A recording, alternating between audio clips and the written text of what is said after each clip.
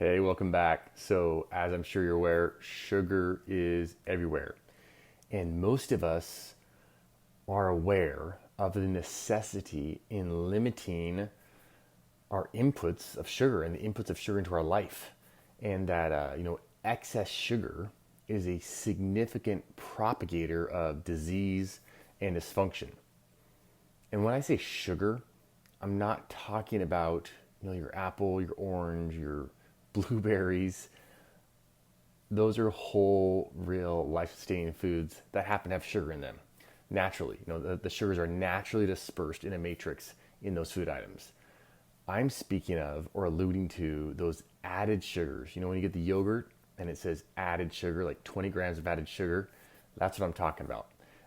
And the sweeteners, the artificial sweeteners that try to fake our being into enjoying sweetness. I'm talking about those things like Splenda, NutraSweet, aspartame, those little packets, those little devils, right? That promote this glucose intolerance, this insulin insensitivity, and eventually that thing called diabetes, which is overwhelming the industrialized world's healthcare system right now and really crippling it, is this thing called diabetes. And then there's all the complications that come along with it. So what can we do? How can we help ourselves, help our body handle sugar more efficiently? Outside of simply just decreasing the amount of sugar we eat, fantastic idea. We definitely want to decrease our added sugars, decrease our flour consumption. That's not helping any of us out, and I think we're aware of that. So we're going to do that, right? But I have 6 relatively simple steps that I believe any of us can take, and we may not think about this a lot, these particular steps related to sugar and helping our body utilize sugar better, get it into the cell and out of our bloodstream more efficiently. And then in that process, we're euthanizing our body. We're creating youthfulness in our being. But before I jump to that, I just want to mention that, there's not a whole lot of resistance in our lifestyles, right? There's not a whole lot of movement in most of our lifestyles. We don't all live on, farms, or we're out, foraging for our food every day. We're not doing manual labor for many of us. While at the same time, we might be consuming crackers and chips and Dr. Pepper and Gatorade. And so if those aren't disposed of, the Gatorades, the Dr. Peppers, the crackers and chips, that's the foundation. Getting rid of those, minimizing those processed foods, creating more movement in our lifestyle, just our everyday living. Those are the foundation. Movement, decreasing processed foods, increasing real whole foods. That is the foundation. But I'm going to give you 6 things beyond that foundation that can really support you. So if you haven't already subscribed to this channel, what are you waiting for? Let's accumulate health together. The more of us that are accumulating health together as a unit, the better our world's going to be, the healthier our world's going to be. And, the more we're just going to enjoy each other, because we're all on the same vein. We're all trying to get to the same place of, just enjoying health. So send it to your family, send it to your friends. I know they could use this. All right. So number 1 is saunas. In fact, steam saunas, infrared saunas, dry saunas, all of them. These babies are just a bastion of hope when it comes to supporting glucose tolerance. Glucose being sugar that is in our bloodstream. And I know not everybody wants to get sweaty, hot. That just doesn't pay the bills. That's just not highly desirable for you. But consider this: just 7 sessions of 15 minutes of sauna therapy has shown to significantly reduce fasting blood sugar levels. 15 minutes, 7 sessions. You can just do like 3 sessions a week, and you got like 45 minutes total.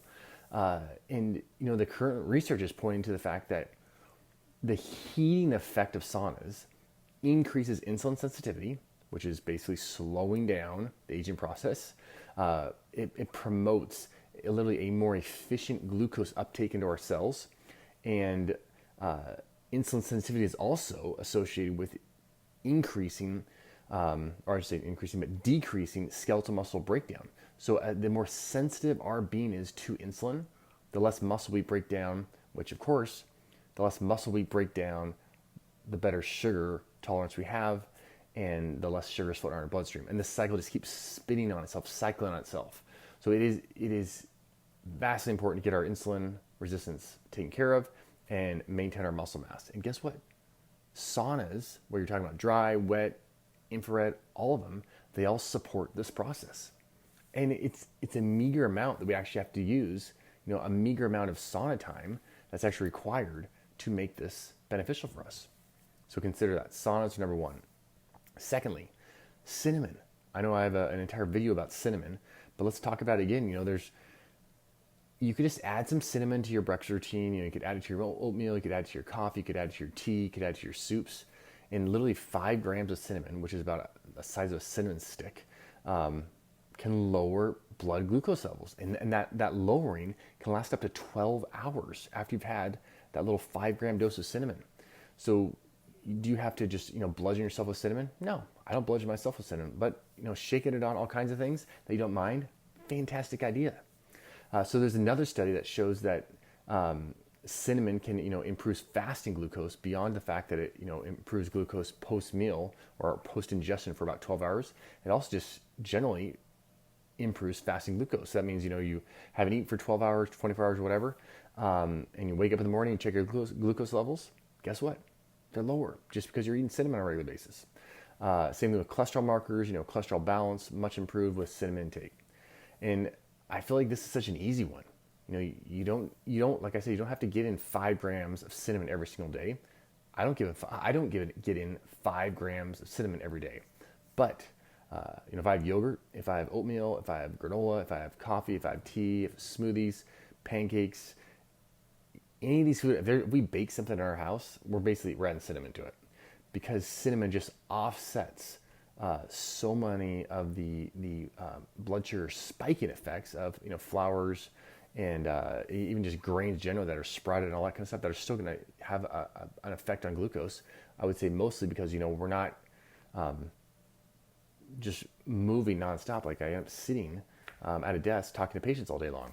So that's going to get into my movement activity through the day, and so I need more support to keep my glucose under control and to minimize the impact of food on my blood sugar. And I think most of us are in that category.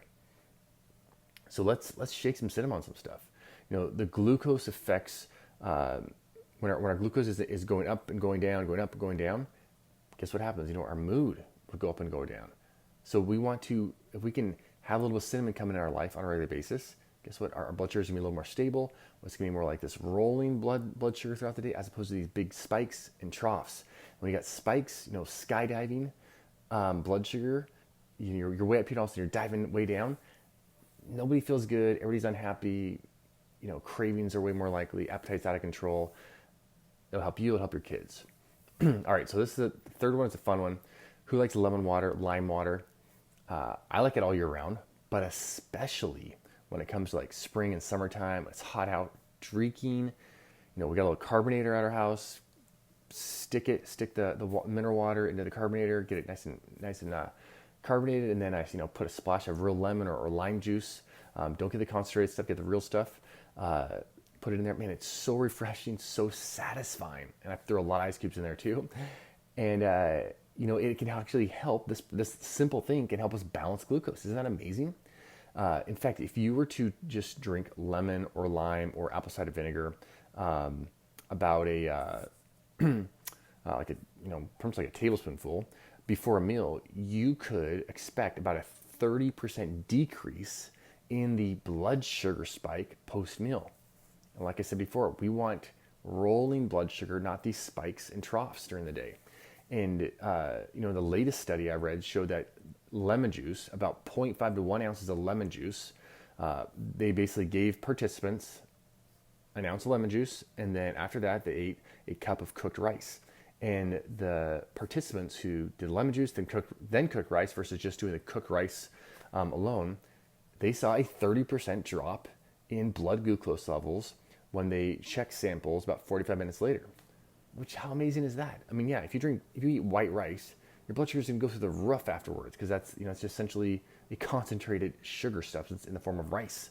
So this is a big deal because, like I said, the less glucose spikes we have, the less wear and tear there's going to be on our mood, but also our kidneys, our nervous system, our brain tissue, that neuropathy that come along with spiking sugars. Our cardiovascular system's gonna be so much higher, so much happier. And we're just gonna enjoy life more if we're not having these troughs and valleys when it comes to blood sugar. All right, so next on the list is hydration. How many know that getting water into our body is high value, right? And you've probably heard it time and time again that water is crucial for you.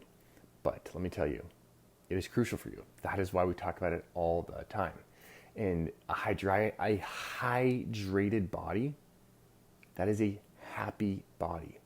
When water intake is sufficient, to meet our body's demands, our needs for the day, then guess what? The stress on our blood sugar, the stress on our body trying to manage blood sugar is way, way less. So as we become dehydrated, blood glucose levels rise, and literally now our body's instantly in a state of aging faster than it needs to age. Nobody wants that, right? So get a water bottle, preferably a non-plastic one, like stainless steel or glass. And I would be sure, get in like a third of your body weight in ounces of water day after day after day. You will not be sorry. All right, next on the list is one of my favorite foods called the apple. So apples contain a polyphenol called fluoridazine, which is basically a really strong suppressor of this thing called glycation, which is basically the aging of cells, or the process of aging of cells. And glycation occurs when there's too much sugar around for too long. So when more sugar's hanging around in the bloodstream, we don't have a place to put it. Guess what? Glycation happens. And if you've ever gotten your hemoglobin A1C tested, that is literally what we're testing. We're seeing how much glycation is on your red blood cells. And I test this on every single patient, literally once a year at least. I test this on patients because that tells us, how fast you're aging. And the more glycation that is happening, the higher A1C will be. And red blood cells turn over about every 90 to 120 days. So after 3 to 4 months, you can recheck your A1C and see, okay, am I glycating more or glycating less? And you want to be glycating less, preferably. Generally in the range of like 4.8 to about 5.2% is ideal hemoglobin A1C. So when it comes to apples and decreasing glycation, it's really paramount that we eat the skin, because that is where this polyphenol, the fluoridazine, is concentrated. So if you're just peeling the apples every time, just like having applesauce, you're not going to get a whole lot of this guy. And that is why there's high value. Wash that skin, but eat those skins too. So I think it's just so cool that something so sweet, tasty, crunchy like an apple could be massively protective against diabetes, right? All right, next on the list is we got to send synthetic sweeteners to the cleaners. It's time to just push them out of our life, say enough is enough. Enough artificial, things like Splenda, sucralose, aspartame, NutraSweet, acetylcholine, potassium, ACE-K. Enough of this with its artificialness. If you've been around the health accumulation community long enough, artificial is not what we do, right? So these artificial zero nutrient sweeteners, they give us this facade of, a blood sugar benefit by not spiking our blood sugar, raising our blood sugar right after we consume them, if they're in a drink or in a meal kind of thing. But over time, they literally devour our health. They promote insulin resistance. They promote obesity. They promote inflammation in our tissues. And today's just a great day to make a clean break from them. I've had a couple patients this week who've made a clean break from Splenda. I think today might be your day if you're watching this. Maybe that's why you're watching this. So, grab some local honey, get some, maple syrup or stevia, and I would just be done with artificial sweetness. Who wants artificial going in their body when they can have the real deal?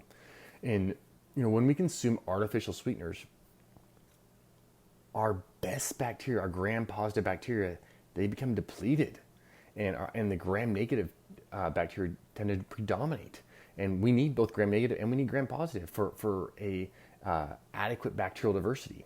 And when that bacterial diversity gets deranged because we're eating artificial sweeteners, that literally puts us at greater risk of every type of illness, but especially chronic illnesses, inflammatory conditions.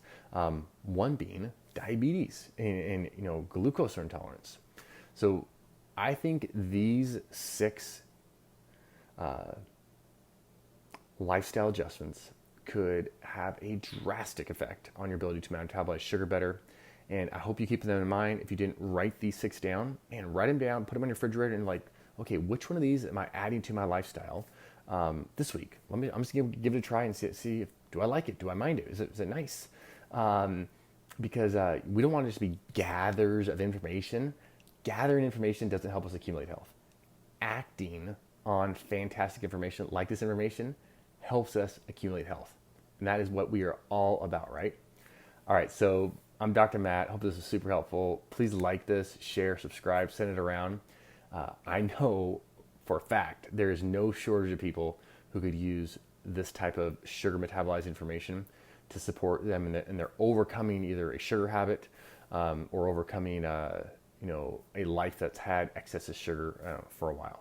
All right, see you guys later.